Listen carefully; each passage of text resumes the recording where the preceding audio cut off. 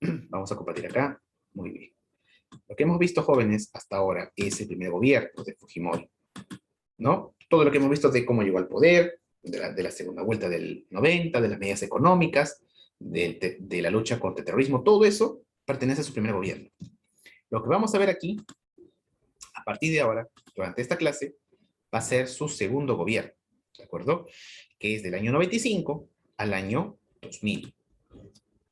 En realidad, Alberto Fujimori debió tener un tercer gobierno, porque él ganó las elecciones de nuevo el año 2000 y debió gobernar hasta el año 2005, como les dije. Pero eso no ocurrió. Ya al final ya veremos por qué.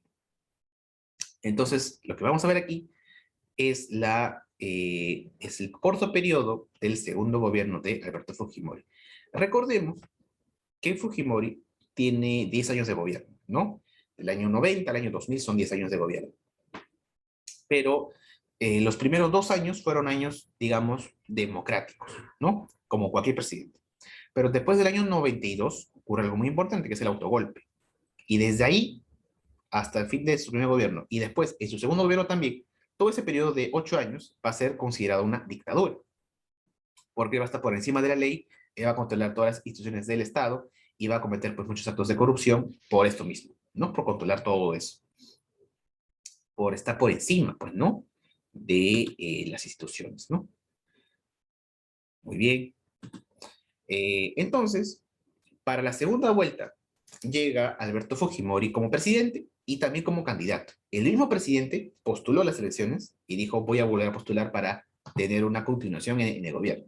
En ese momento, en el año 1995, el presidente todavía tenía mucha popularidad, porque él se había adjudicado los grandes logros, ¿no? De la lucha contra el terrorismo. Recordemos que se había pues, capturado al cabecilla de Sendero Abimel Guzmán y se había desarticulado, ¿no? Sendero Luminoso. Pero ya sabes tú que por la historia el mérito fue no del GEIN y de muchas cosas más, pero él también se adjudicó esto. Entonces mucha gente apoyó eso porque vio resultados de su gobierno. Claro, en ese momento no salía a luz nada de lo que ya hemos explicado, ¿no? No salía a luz ni el comando Colina, ni el grupo Colina, no salía a luz los casos de corrupción, entonces todo eso estaba oculto. Es por eso que la gente le daba todo su apoyo. Y cuando se dan las elecciones del año 1995, postula.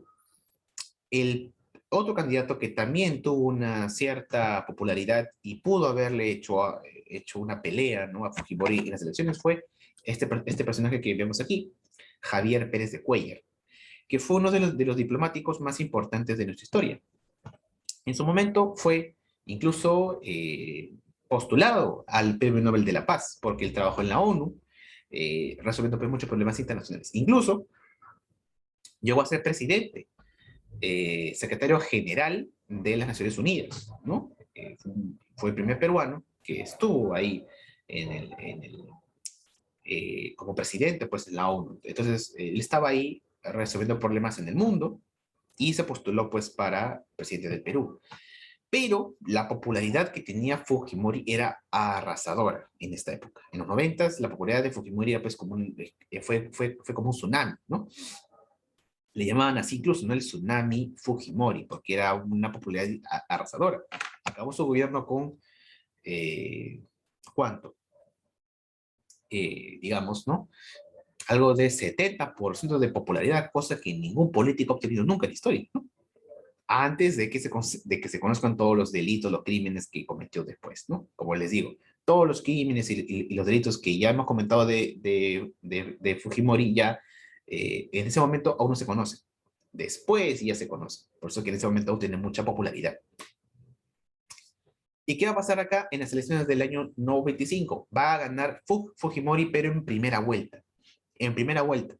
No va a haber necesidad de ir a una segunda vuelta, ¿no? Ganó en primera vuelta Alberto Fujimori y arrasó en las elecciones y también en el Congreso. La mayoría del Congreso estaba pues conformado por su partido, el Partido de Cambio 90, el Partido Fujimorista. Entonces, tenía todo listo para continuar pues, con su maquinaria, ¿no? Seguía a la cabeza del CIN, este personaje pues corrupto, ¿no? Que era Vladimiro Montesinos, y seguía pues manejando los hilos de la política peruana con corrupción, pero todo eso estaba oculto, como les digo. Y algo muy importante de señalar, ya tenía a la presidencia, ya tenía al Congreso, y seguía teniendo pues el control de muchas instituciones. Y tenía pues ahí a Vladimiro moviendo pues los hilos de su partido, ¿no? Y por lo bajo sobornando y pagando, ¿no? Pero eso no se conocía. Claro, se investigaba, ¿no? Habían siempre periodistas que sacaban eso a la luz, pero estaba muy silenciado, ¿no? En esta época no se conocía prácticamente lo que es el Internet. El Internet estaba aún en desarrollo. Entonces los únicos medios de comunicación eran la televisión, que era la más popular, y la prensa escrita. Pero eso se estaba silenciando en el gobierno de Fujimori, porque recordemos que es una dictadura, ¿no? Incluso en su segundo gobierno. Ya se había derrotado a Sendero Luminoso, se había desactivado, ¿no? Eh, un grupo de los ex senderistas se fueron al Brain, una zona importante donde se planta, hay muchas plantaciones de la hoja de coca. Y hasta el día de hoy hay un grupo ahí que trabaja ya prácticamente y vive del narcotráfico, que es perseguido por la policía y por el ejército, ¿no? Pero Sendero se desarticuló. El líder estuvo en prisión. Ustedes saben que hace unos días ya fallece, pero en ese momento se desarticula este grupo Sendero Luminoso y todos sus cabecillas son capturados y puestos en prisión. Pero el detalle está en que el grupo MRTA, que era el segundo grupo terrorista en esta época, seguía en funciones, seguía actuando. No se había capturado su cabecilla, ¿no? Y en el año 1996, en el segundo gobierno de Alberto Fujimori, ocurre un evento y un evento pues que llamó mucho la atención no solamente de los peruanos, sino de todo el mundo. Ocurre el último gran atentado terrorista de nuestra historia, en el año 1996. ¿Qué es lo que pasa? Sendero ya estaba disuelto, ¿no? Ya se había desarticulado, sus cabecillas ya estaban presos. Pero el MRTA seguía en funciones. Aún tenía a sus militantes, aún tenía a su grupo, y ellos también decidieron tomar acción, tomar un último atentado, una última acción para presionar al Estado. Y el grupo MRTA decide hacer un acto, pues, como les digo, que llamó la atención del mundo. ¿Qué es lo que hace? Deciden ir a la embajada de Japón, ¿no? De Perú en Japón, que se encontraba, pues, en San Isidro. En San Isidro actualmente también, ustedes saben que es un distrito en Lima, donde se encuentran las principales embajadas de muchos países, ¿no?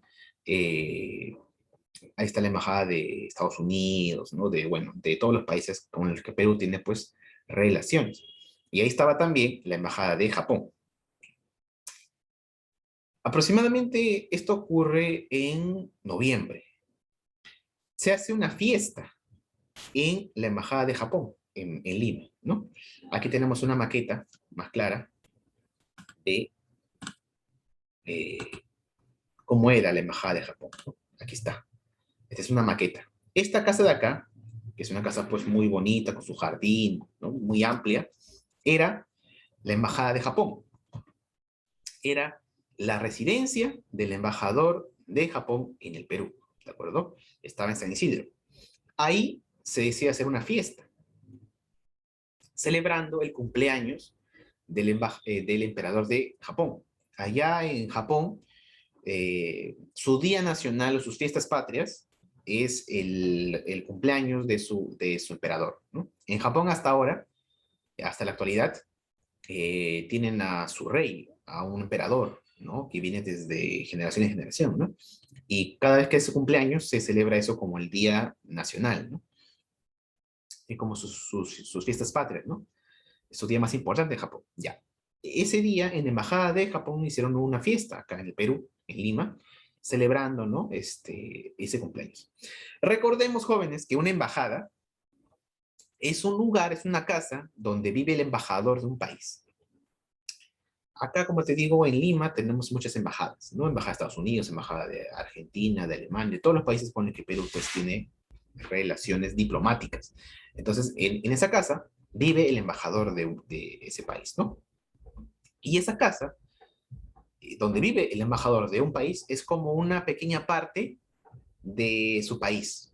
Dentro de su casa es como un refugio. Ahí están con las leyes del país en el cual pertenece. Por ejemplo, la casa del embajador de Japón, en la embajada de Japón, ahí vive el embajador de Japón, y dentro de ese terreno es como si fuera Japón, ¿no? Es territorio japonés. Ahí pasa y se regulan por las leyes de Japón. Es una embajada, ¿no?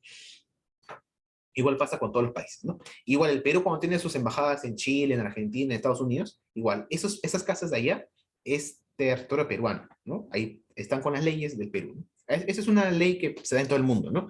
Una embajada es como un refugio, es un pedacito de un país, ¿no? En Lima, en este caso, en San Isidro, tenemos un pedacito de Japón, que es la embajada de Japón, que es esto de acá.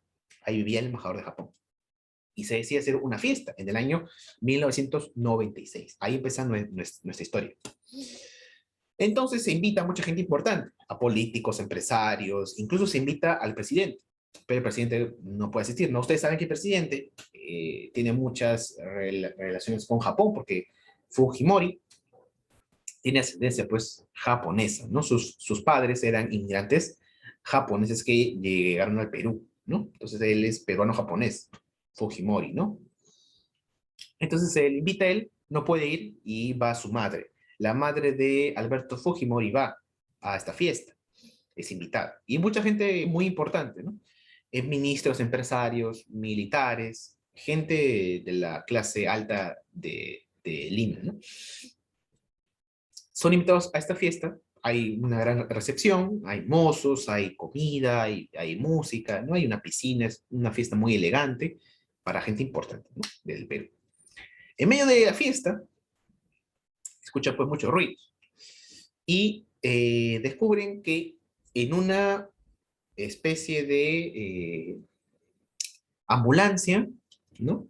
De la Cruz Roja, ingresa a la casa, a la residencia, ¿no? Por acá, específicamente acá. Acá hay un portón y acá hay un lugar donde entran los autos y aquí bajan y aquí entran a la casa. Esta de aquí es la fachada. Aquí está la calle, ¿no? Acá estoy señalando con el cursor. Acá está la calle, acá está el portón, son dos portones. Por acá están los autos y por acá salen, ¿no? Y acá la gente camina y se mete a la casa, ¿no? Bueno, por aquí entra un carro, un auto de la Cruz Roja, una especie de ambulancia. Y de ahí salen personas vestidas de blanco. Se meten e interrumpen la fiesta, se meten en medio de acá, en el jardín, acá había pues un toldo, y que estaban acá todos acá en la fiesta, y dicen, manos arriba, este es un secuestro. Se sacan su bata blanca y se ponen pues sus máscaras del MRTA. El MRTA era un grupo terrorista que usaba uniforme, a diferencia de Sendero Luminoso. El MRTA usaba un uniforme negro y usaba la bandera del Perú como una especie de mascarilla. Ese era su distintivo. Y todos automáticamente ahí se dieron cuenta que ese era el grupo MRTA, tan temido, que aún estaba en funciones. Y aproximadamente algo de 14 terroristas se introducen en ese pequeño carro de la ambulancia. Salieron de ahí 14 terroristas disfrazados con su uniforme de este grupo, con su mascarilla para taparse la cara, ¿no? Es la bandera del Perú así, ¿no? Y con armas, muy bien armados. Se introdujeron a la fiesta y les dijeron, pues, este es un secuestro. Y ahí empieza el secuestro, uno de los secuestros más recordados o tristemente recordados en el mundo, ¿no? Esto fue, jóvenes, una noticia mundial, ¿no? Un grupo terrorista ha tomado como rehenes a los invitados de una fiesta en la embajada de Japón en Perú, en Lima. Y automáticamente, pues, el gobierno se entera y hace, pues, una movilización, llevan acá al ejército, cierran toda la calle entra el ejército, entra el helicóptero, Fuerzas Armadas, para pactar con MRTA, para saber qué es lo que quiere. ¿Quién estaba al mando de esta operación en el caso de los terroristas? Estaba el líder del MRTA. Él mismo estaba comandando este secuestro. Este líder era pues Víctor Serpa Cartolini, ¿no? Que era pues el líder principal de este perdón, el MRTA. Vamos a buscar acá la conferencia de prensa de este grupo, ¿no? Porque cuando se secuestra a los personajes que se encontraban en la Embajada de Japón, eh, a la Embajada de Japón, a ver, quiero mostrarles una imagen, y por eso estoy buscando acá.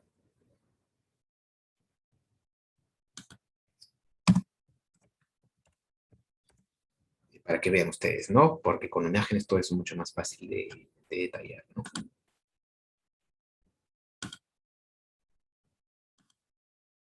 Aquí está.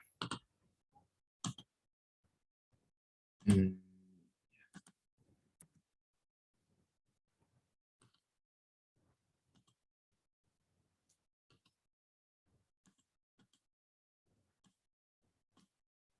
ya está, ahora sí.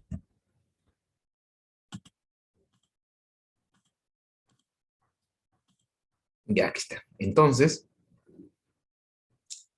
este grupo, estos acá, el grupo MRTA, vestidos de esta manera, de ropa negra y con la bandera, pues, ¿no? Con su símbolo, ¿no? Del MRTA, introducen a la casa, esto de acá era la Embajada de Japón, y hacen una conferencia de prensa. Hacen que todos los rehenes, que todos los invitados a la fiesta se metan dentro de la casa porque estaban en el jardín. Ellos se ponen de una manera como un cerco para proteger a los rehenes, ¿no? De que no se escapen ni hagan nada. Y el líder, Víctor Serpa, hace pues una conferencia de prensa, invita a la prensa y se pone pues a conversar con ellos y les dice qué es lo que quiere. Ahí es donde él, ante la prensa y ante pues el mundo, dice qué es lo que necesita, por qué ha hecho eso. ¿Y qué es lo que dice el líder, Víctor Serpa? Dice, nosotros estamos haciendo esto para que el Estado peruano, o para obligar al Estado peruano, ¿no? Que liberen a nuestros presos que tenemos en los penales. Y también porque en los penales estaban pues muchos presos, muchos terroristas que habían sido pues capturados y habían sido llevados a prisión. Lo que él quería es que esos presos sean considerados como presos políticos y los saquen de la prisión y se fuguen y les den un exilio, ¿no? Un asilo político. Eso es lo que quería. Porque ustedes saben que todo secuestro, cuando un grupo de delincuentes hace un secuestro, lo hace para amenazar, ¿verdad? Yo te secuestro y por tu rescate pido algo, ¿no? Pido dinero o pido algo. En el caso de ellos, secuestraron a los integrantes de esta fiesta para pedirles al Estado peruano que por favor les considere a ellos como presos políticos, los saque de la prisión y los lleve pues a otro país como exiliados, como que les dé pues un asilo político. El asilo político es cuando un país acepta a perseguidos políticos de otros países. Por ejemplo, si es que hay un político que lo persigue un dictador, ese político puede pedir a otro país ayuda, ¿no? Por favor, dame un apoyo, una ayuda, voy a tu país porque acá me van a matar o me van a perseguir. Ese es el asilo político. Y hay países que dan asilo político. Pero hay que estudiar bien los casos, ¿no? Hay casos donde simplemente piden eso porque son corruptos, porque están perseguidos por la justicia, o en este caso, como ellos, eran terroristas, ¿no? Y lo que querían era eso, que les den asilo político en otros países y que los liberen a su gente. Para esto hicieron ese secuestro. Para esto se metieron en ese auto, en esa ambulancia. Para eso se metieron 14 terroristas bien armados a la embajada y los secuestraron a todas estas personas muy importantes para obligarles, para amenazar al Estado y decirles que, por favor, que liberen a su gente en los penales y se vayan a otro país como preso político. Ellos dijeron, vamos a acabar todo acá, pero denos esto para irnos, ¿no? Eso fue lo que querían hacer ellos, porque estaban todos ellos buscados por la policía, por el GEIN, por el ejército, porque eran pues terroristas muy bien buscados, ¿no? Y eso es la demanda que tenía el líder Víctor Serpa, que es el que vemos aquí, en la imagen que he encontrado, ¿no? Acá. Esta es una imagen real. Esto fue lo que pasó en el año 1996. Además, un detalle muy importante. Una de esas personas que estaban presas en los penales, que eran parte del MRTA, una de ellas era su esposa, de Víctor Serpa. Entonces también había intereses encontrados, ¿no? También una de ellas era su esposa y todos los que pertenecían a este grupo. Entonces, como repito, ¿qué cosa quería Víctor Serpa? ¿Para qué hizo este secuestro? Porque estaba pidiéndole al Estado que libere a su gente, a los terroristas, y los envíen a otro país. Eso es lo que quería, ¿no? Entonces el Estado peruano quedó en shock, en jaque, ¿no? No se sabía bien cómo actuar, qué hacer. La prensa solamente fue la única que se enteró y lo divulgó a todo el país. Mientras tanto, el Estado peruano, el gobierno, intentaba pues darle una solución a esto. Y empezaron a darse cuenta de que tarde o temprano esto iba a caer, porque estaban rodeados, ¿no? De todo el ejército. Y solamente habían 14 personas con armas, que eran los terroristas. Y dentro de la fiesta había más de 200 personas. Entonces ahí se dieron cuenta de que era muy poca gente para cuidar a tanta gente.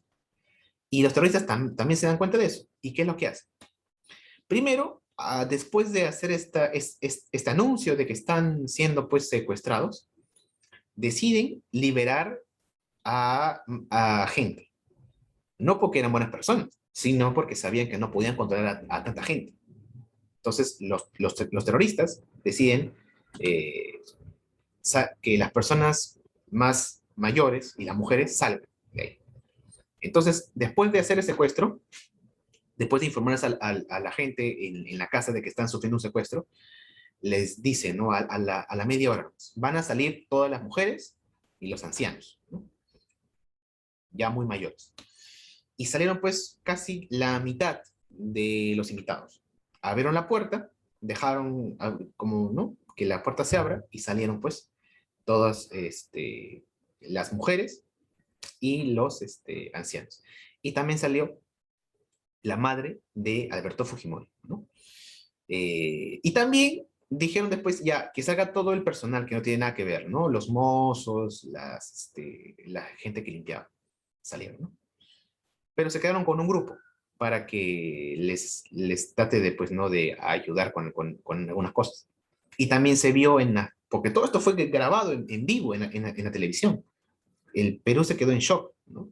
Se quedó, pues, paralizado viendo esto, lo que pasaba acá en la embajada de Japón. Y en cámara se vio como la gente salía. Y también se vio algo muy extraño, que algunas personas que pertenecían al personal que supuestamente se iban a quedar para apoyar, se escaparon y se fueron corriendo. Era algo de 5 personas. Pero bueno, ya no pudieron hacer nada, ¿no? Ya estaban afuera. Entonces, a la hora, después de esto, después del secuestro, ya todo el mundo se había enterado, ¿no?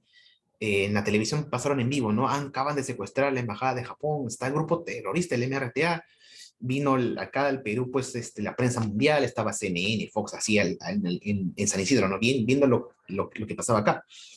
Llamó la atención del mundo. Y lo que pasó después de esto es que a la hora se sacaron, o los terroristas enviaron y dijeron que salgan todas las mujeres, para así tener un grupo más pequeño para controlar. Entonces solamente quedaban los hombres, y los hombres un poco más adultos, ¿no? Y básicamente solamente ellos. Pero de ahí se encontraban los principales personajes, o los personajes más importantes del Perú en ese momento. Estaba el ministro de Justicia, estaba el ministro del Interior, estaba el primer ministro, el vicepresidente. Estaban ahí en la fiesta y estaban secuestrados. Es por eso que ellos sabían que se iba a desarrollar pues, una fiesta, donde iba a estar pues la gente más importante. Imagínense si hubiese estado pues el presidente ahí en la fiesta y lo hubieran pues secuestrado. Pero ellos sabían que no iba a ir y sabían que no tiene que estar para que el presidente ya les haga caso y les dé todo lo que piden, ¿no? Pero bueno, estaba ahí gente muy importante, ¿no? Incluso un detalle curioso, el expresidente Francisco Sagasti también estuvo acá como rey, fue un invitado. En esa época él era periodista de una revista. El presidente Francisco Sagasti, el expresidente, era un periodista que fue a esta fiesta como invitado y fue rey. Y fue uno después de los que sobrevivió.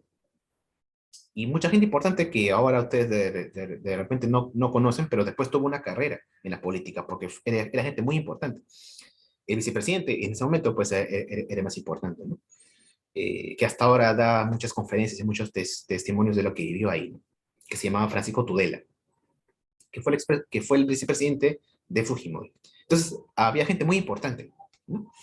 Eh, y era menos pues la cantidad de las personas, ¿no? Con las que empezaron, para que esté pues mucho más controlado, ¿no? El entorno, ¿no? Ya. Entonces, ahí es donde empiezan a planificar. ¿Qué es lo que van a hacer, no? Los terroristas le dicen a las personas, ¿no? Nosotros queremos esto, ustedes van a estar acá hasta que se cumplan nuestros pedidos. El presidente hace un mensaje a la nación, ¿no? Con respecto a esto. Y Fujimori dice, pues no, bueno, vamos a negociar. No queremos ningún tipo de muertes ni de nada de esto, ¿no? Así que vamos a hacer un tipo de negocios, ¿no? No, normalmente no se pacta con los terroristas, pero hay que hacer un negocio. Y ahí se desplegó dos planes, uno público y uno privado, de inteligencia. El público, el plan público, fue pues eh, básicamente decir a la prensa internacional de que van a hacer gestiones, de que van a hacer cosas, de que van a hacer algo el gobierno para que los rehenes salgan todos con vida. Esa es la única finalidad, ¿no? El presidente dice, el Estado peruano va a hacer todo lo posible para que ellos salgan con vida. No es claro en decir si le vamos a hacer caso a los terroristas, ¿no? Y por debajo, en secreto, se empezaba a hacer un plan para rescatar a estos rehenes y que todos salgan con vida, pero sin ningún tipo de negocio, sino con una operación. Y pasan los días, porque se van a quedar acá muchos días, y el ejército va a planificar, pues, ¿no? Y va a hacer, pues, todo un plan de acción. Y justo lo que vemos aquí, lo que le mostré en principio, es una maqueta que se hizo en la base naval, en el cuartel general del ejército, que se encuentra en San Borja, al sur de Lima. En San Borja hay un cuartel gigante, que es el cuartel general del ejército. Es un centro de operaciones del ejército.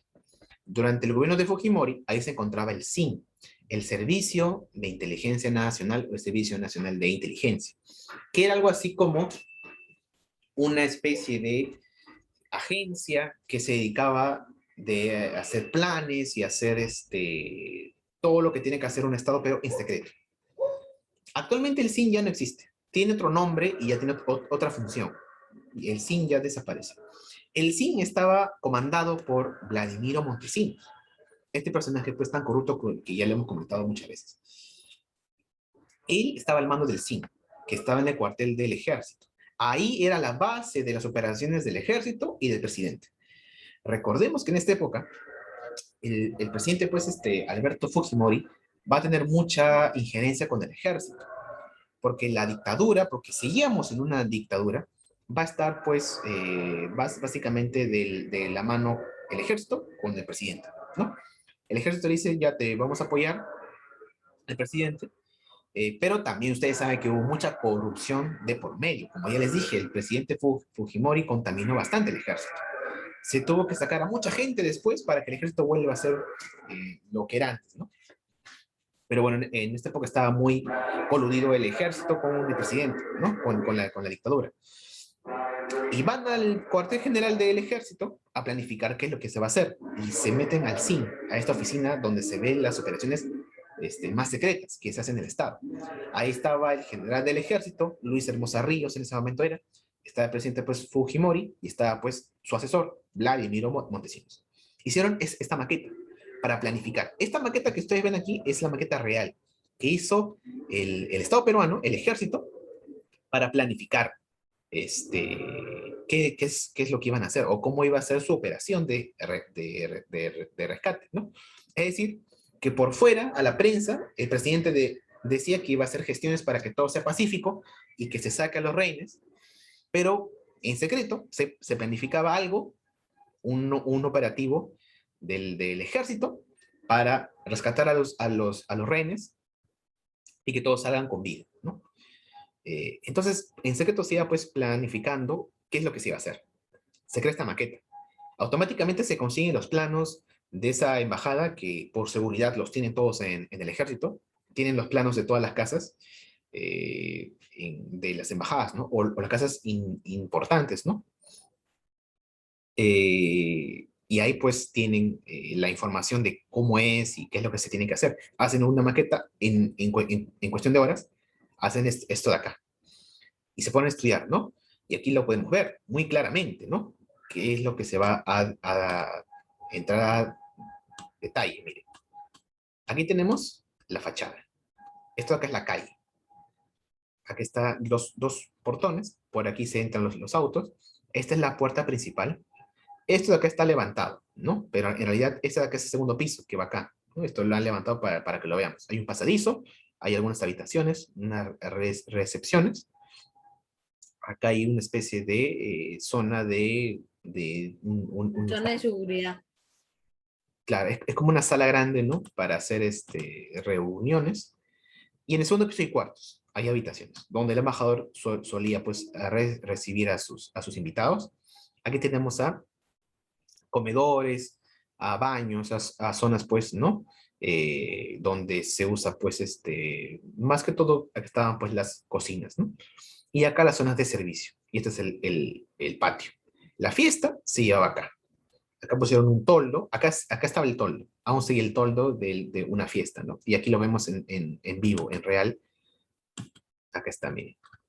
El toldo de la fiesta seguía. Porque se había quedado los días y se había quedado el toldo, ¿no? De una fiesta, como siempre hacen, ¿no? Y se había quedado esto de acá. Y ya estaba todo listo para hacer un plan. Y todas las opciones que daba el ejército era pues en base a qué hacer para que todo salga con vida. Se pensó en un primer momento en atacar por la vía aérea, con helicópteros. De ahí que bajen los del ejército peruano, se metan al jardín y ataquen. Pero es algo, pues, algo muy, muy, muy obvio y muy básico. ¿Por qué? Porque los terroristas, al darse cuenta de que escuchan pues el sonido de los helicópteros, automáticamente van a hacer algo, ¿no? O se van a esconder, o van a matar a los rehenes, o van a hacer algo, ¿no? Entonces ya tiene que ser por sorpresa. Eh, Así que el ejército decide hacer algo más quirúrgico, algo más fino, más detallado. No tan brutal de meterse todos ahí y hacer algo, ¿no? Porque ahí, de todas maneras, que iban a haber muchos muertos, ¿no? Entonces, para esto, deciden pues estudiar muy bien el entorno. El Estado peruano, el ejército, compró o alquiló todas las casas vecinas a esta casa. Entonces, a todos los vecinos que estaban ahí, en secreto, les compró sus casas o les alquiló para que estén ahí gente del ejército vigilando y teniendo una vista privilegiada de lo que pasaba dentro de la casa. Porque, jóvenes, este secuestro, estamos hablando recién de las primeras horas, pero duró meses. Este secuestro se hizo en noviembre del año 96. y se hizo el operativo de rescate el año 97. O sea, pasaron la Navidad acá, en los rehenes, ¿no? Pasaron como 2, 3 meses acá. Esto era muy largo y muy interesante que ya la vamos a contar. Pero ahora ya tenemos la hora de recreo. Sí, porque ya solamente acá me queda menos de un minuto.